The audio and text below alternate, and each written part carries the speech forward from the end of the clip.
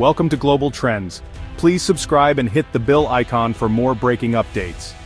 The Supreme Court is set to decide the fate of Trump's sweeping tariffs, a legal battle that could have far-reaching consequences for the future of American trade and presidential power.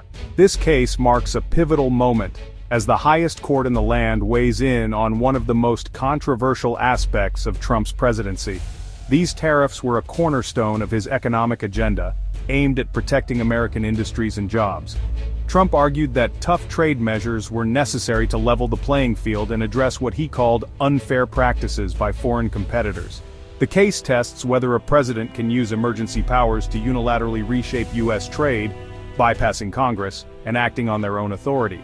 At its heart, the dispute is about the separation of powers and the checks and balances built into the Constitution.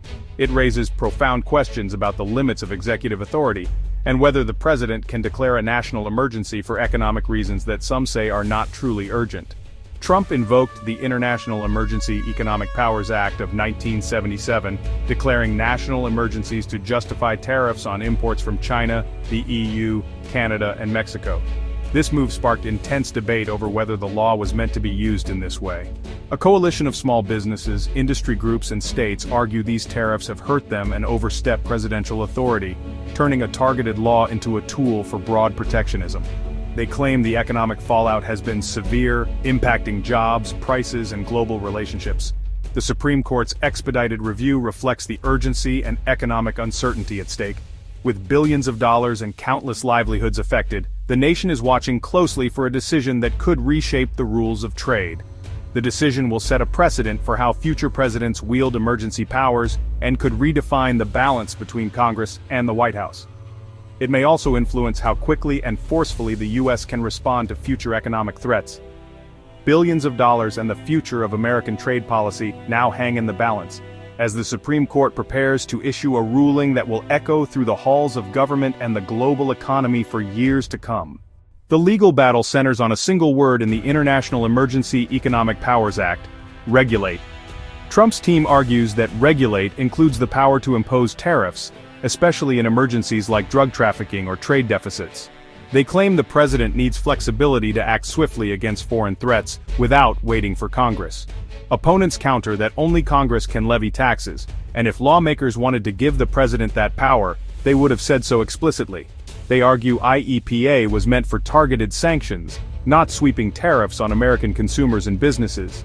The law's history shows Congress intended to narrow, not expand, presidential power after abuses of earlier statutes. The Supreme Court must now decide if IEPA is a blank check for economic policy or a carefully limited tool. Lower courts have already delivered a sharp rebuke to Trump's use of IEPA for tariffs. The Court of International Trade and the Federal Circuit both ruled that the president exceeded his authority, finding that IEPA does not allow for broad tariffs. The appeals court emphasized that taxing is a core congressional power, not something presidents can infer from vague language. Two categories of Trump's tariffs, those aimed at reducing the trade deficit and those targeting fentanyl trafficking, were declared illegal. However, tariffs imposed under other laws like the Trade Act of 1974 remain unaffected. The Federal Circuit delayed enforcement to avoid economic chaos, giving the Supreme Court time to weigh in. The justices now face a clear legal record. Two courts have already said the president went too far. Trump's tariffs have collected $159 billion in revenue for the government, a staggering sum that's often misunderstood. While it may sound like a windfall, the reality is that these tariffs are mostly paid by American importers, not foreign companies. Importers in turn pass these extra costs on to consumers, leading to noticeably higher prices on everyday goods, from groceries to electronics and clothing. For many families, this means stretching their budgets even further.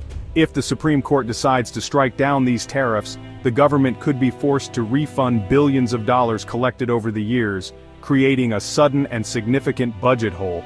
But for businesses, especially those struggling with thin margins, a refund could offer much-needed relief, helping them recover from years of higher costs and uncertainty.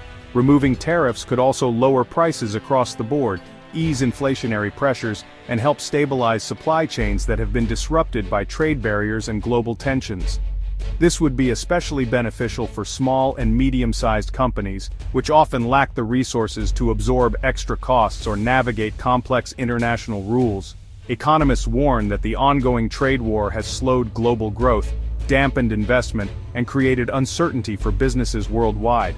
A reversal of tariffs could boost both the U.S. and international economies, encouraging trade, investment, and job creation on a global scale. Yet, not everyone stands to gain. Some industries, like steel and manufacturing, have benefited from protection, enjoying less competition from abroad and more stable domestic demand. Their supporters worry that removing tariffs could lead to job losses, factory closures, and renewed pressure from cheaper imports, threatening the livelihoods of many American workers. The Supreme Court's decision could either ease economic pain for most Americans by lowering prices and boosting growth, or it could expose vulnerable sectors to renewed foreign competition, putting jobs and entire communities at risk. The stakes are high. The court's ruling will reshape the economic landscape for years to come, influencing everything from trade policy to household budgets. The outcome will determine whether protectionist policies remain central to U.S. strategy, or if the country pivots toward renewed global engagement and cooperation. For businesses and families alike, the impact will be felt in everyday prices, job security, and the opportunities available in a rapidly changing world. The appeals court's decision ignited fierce debate in Washington, highlighting deep partisan divides. Trump and his allies called the ruling a disaster, framing it as an attack on his America First agenda and warning of dire consequences. The White House remains confident, betting the Supreme Court, bolstered by Trump appointees, will reverse the lower courts. Supporters argue the president needs broad authority to confront economic threats, while critics see the tariffs as unconstitutional overreach. Democrats and some Republicans hail the ruling as a victory for the rule of law and congressional power over trade. The case has become a political flashpoint, with both sides using it to rally their bases and shape the narrative ahead of the Supreme Court showdown. The outcome will be wielded as a political weapon, no matter which side prevails. The Supreme Court's decision will set a precedent for presidential power in emergencies. A win for Trump would let future presidents use IEEPA to impose tariffs on almost any grounds, sidelining Congress and reshaping trade policy at will. This could open the door to sweeping executive action on issues from climate change to cybersecurity, all justified as emergencies. If the court upholds the lower rulings, it would reassert Congress's authority and limit the president's ability to act unilaterally. Future tariffs would require more collaboration and explicit legislative approval, restoring checks and balances. The case is about more than trade. It's a test of the separation of powers and the future of American governance.